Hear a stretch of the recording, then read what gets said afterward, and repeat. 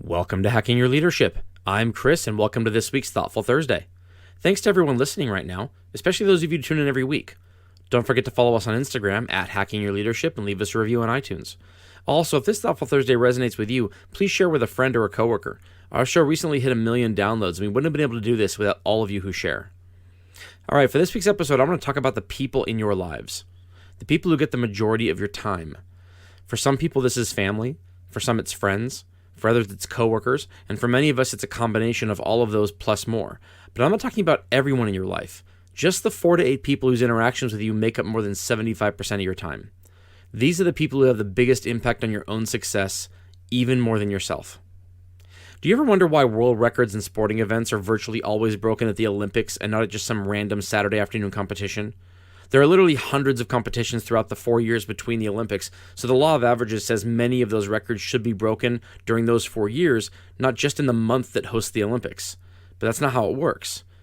The reason why this is because no matter how much you practice on improving yourself, even the best in the world do better when they're in the company of others who drive them, others who bring out the very best in them. It's true for athletes, it's true for colleagues, it's true for friends, and it's even true for family members. There's no doubt the quality of the people around you dictate the quality of your life. If the people around you are always complaining about what's owed them or how their problems were not self-inflicted, you are more likely to believe your problems are not self-inflicted.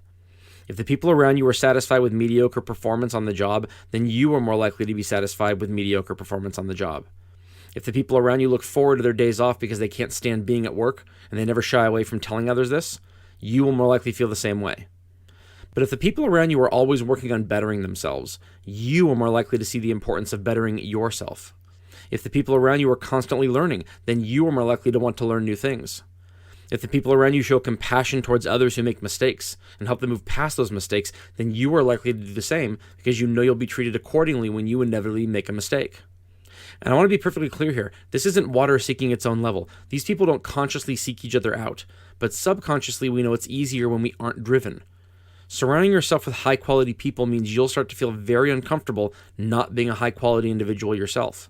There are only 2 ways to eliminate this feeling: become a high-quality individual or stop hanging out with those who are. If you're a person who inherently wants to improve upon themselves, who isn't constantly looking in the rearview mirror on what should have been, and rather focuses on how to make the future better, if you're that kind of person, you need to take steps to filter the people in your lives to be those people too.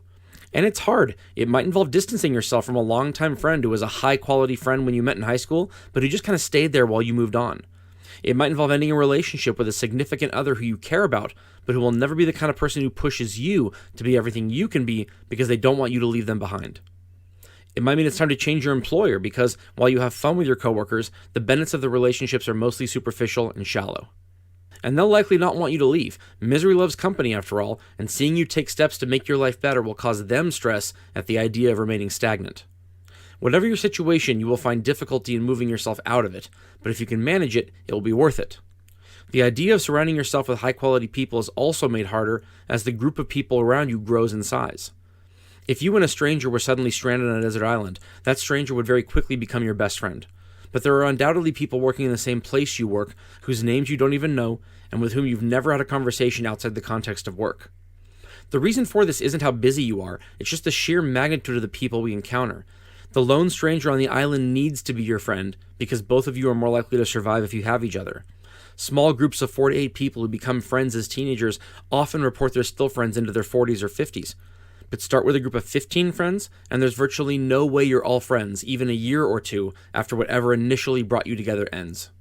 As the group grows beyond the number of people we're capable of having deep, meaningful relationships with, it exhausts our resources, and we start to see those people as hindrances to our own success and happiness.